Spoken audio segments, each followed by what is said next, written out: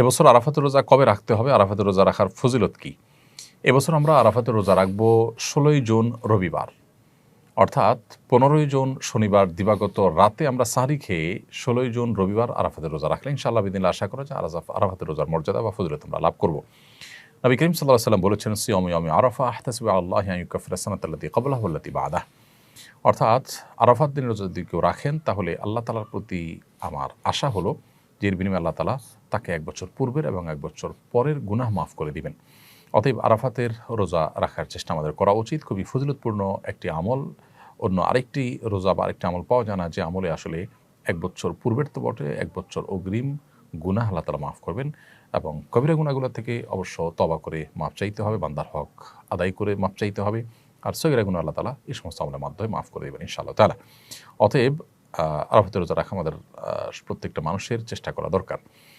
তবে আরাফাতের রোজা আমরা 9 তারিখ, জিলহজের 9 তারিখে রাখবো নাকি হাজিরা যেদিন আরাফাতে অবস্থান করেন সেদিন রাখবো, সেদিন আমাদের 8 তারিখ হলেও, এ সম্পর্কে দুটি মত আছে, আমরা বিভিন্ন সময় বলেছি এবং দুটি মতই ইজতিহাদি। তবে আমার কাছে এটি এখন পরিষ্কার যে আসলে যেই দেশে যখন জিলহজের 9 তারিখ হবে সেই দেশটিতে তখন আরাফাতের রোজা রাখাটা অধিকতর যুক্তিযুক্ত। যদিও নবী সাল্লাল্লাহু আলাইহি ওয়াসাল্লামের ভাষায় সিয়াম ইয়াউম আরাফা বলতে আরাফার দিন, আরাফার সাথে সম্বোধন করে বলেছেন, কিন্তু আসলে ইয়াউমুত তারবিয়া বলা হয় 8 তারিখকে জিলহজের, এবং ইয়াউমে আরাফা বলা হয় 9 তারিখে, ইয়াউমুন নাহার বলা হয় 10 তারিখে। ইয়াউমুন নাহার বলতে কিন্তু সাধারণত হাজি সাহেবরা যে কোরবানি করে থাকেন সেটা তারবিয়া বলতে 8 তারিখকে বোঝানো হয় হাজি সাহেবদের, কিন্তু আমরা যখন ফিকহের কিতাবপত্রে 8 তারিখ ইয়াউমুত তারবিয়া বলি তখন 8 তারিখকে বুঝি পৃথিবীর প্রত্যেক প্রান্তের মানুষের জন্য। ঠিক একইভাবে ইয়াউমুন নাহার বলতে 10 তারিখকে বুঝি, একইভাবে ইয়াউম আরাফা বলতে 9 তারিখকে বুঝবো।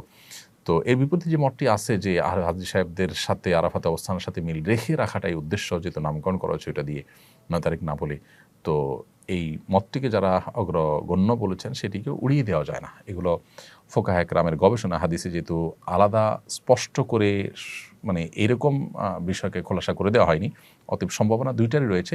তবে 9 তারিখের, অর্থাৎ যেখানে পৃথিবীর যে দেশে যখন 9 তারিখ, সেই 9 তারিখকে আরাফাতের দিন হিসাবে গণ্য করাটা আমাদের কাছে অধিকতর শক্তিশালী মনে হয়। তারপরও কোনো কোনো বর্ণায় জিলহজের প্রথম 9 দিনই নফল রোজা রাখার কথা বলা হয়েছে। অতএব আমাদের সে আমলটা করি তাহলে তো আর বিতর্ক বা সন্দেহের ঊর্ধ্বে আমরা উঠে যেতে পারি, সেটি আমরা চেষ্টা করতে পারি। এবং ফোকায়ে কেরাম এই জিলহজের 9 দিনের সব দিনগুলোর রোজাগুলোকেই কিন্তু তারা মুস্তাহাব উল্লেখ করেছেন।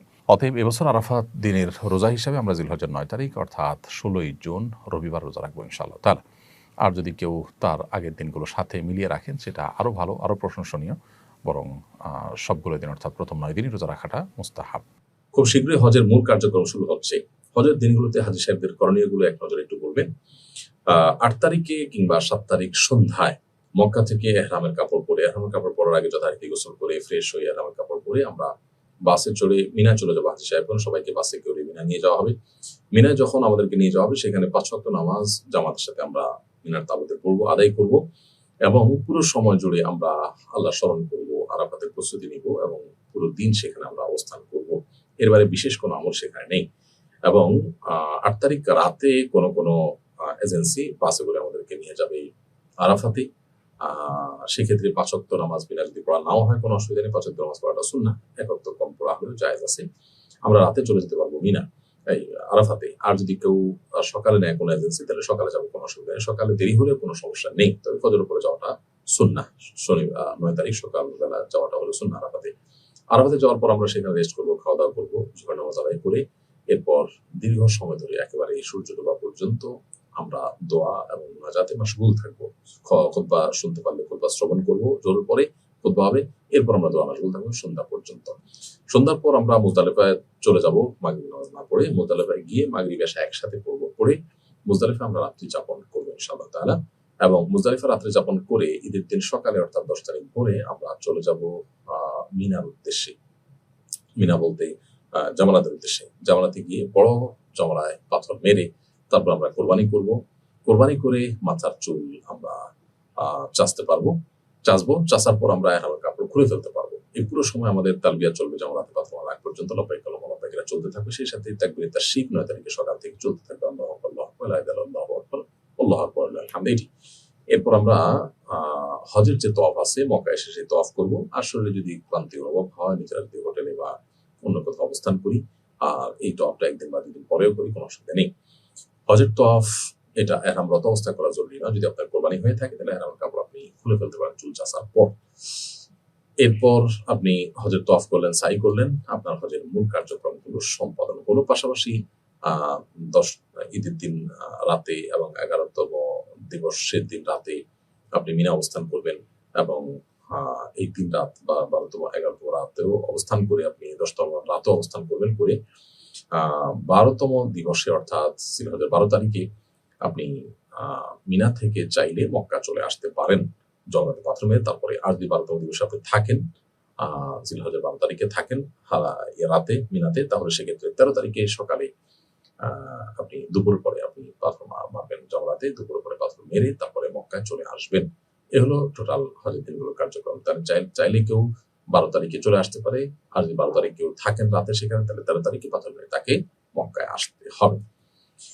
রোকসানা আক্তার, আপনি আমাদের ইউটিউব চ্যানেলে প্রশ্ন করেছেন, আমি কয়েকদিন যাবৎ পবিত্র অপবিত্র নিয়ে ওয়াসওয়াসায় ভুগছি। বেশিরভাগ সময় পেশাবের ক্ষেত্রে নামাজ আদায় হয়েছে বা হবে কিনা তা নিয়ে সন্দেহ হয়। এই সন্দেহ নিয়ে নামাজ পড়লে তা আদায় হবে কিনা?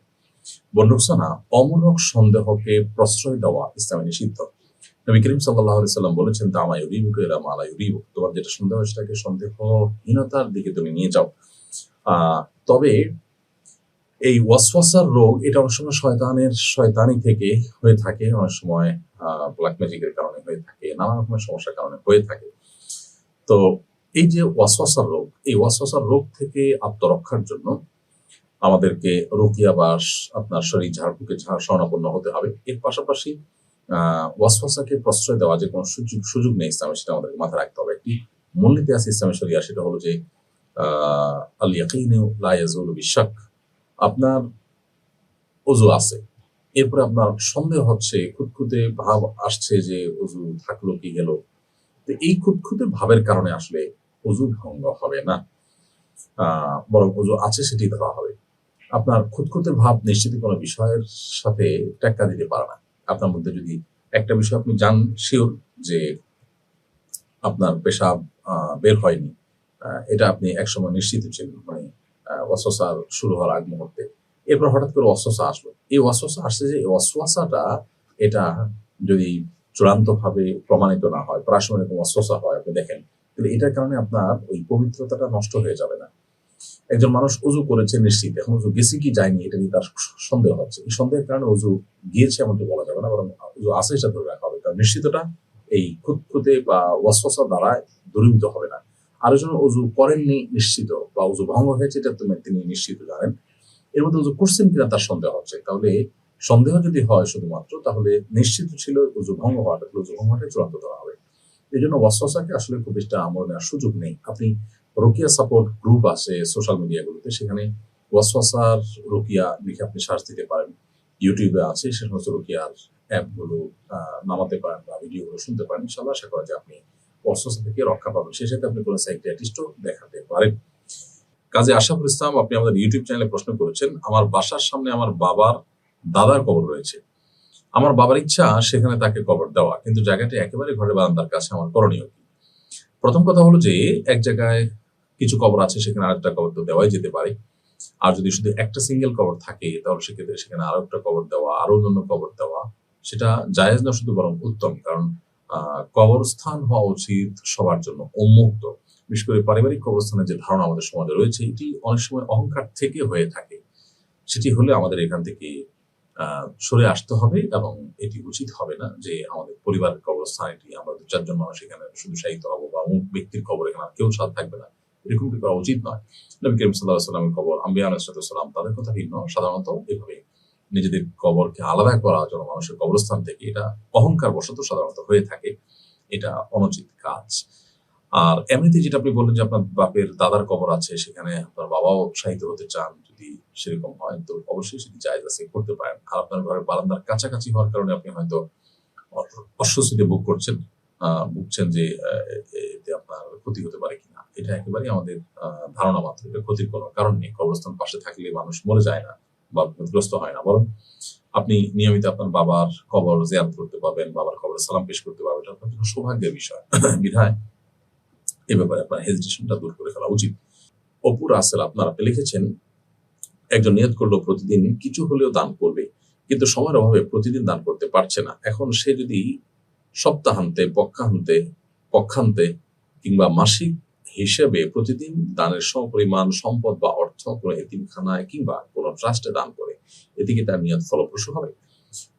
প্রথমত, প্রতিদিন দান করার যিনি নিয়ত করেছেন, তিনি প্রতিদিন দান করলে তার নিয়তটা রক্ষা করলে ভালো। যদি করতে না পারেন, এর কারণে তিনি গুনাহগার হবেন না। কারণ নিয়ত রক্ষা করতে না পারলে মানুষ গুনাহগার হয় না। বিশেষ করে অপারগতার কারণে যখন আপনি এটা পারলেন না, এর কারণে আপনার কোনো গুনাহ হবে না।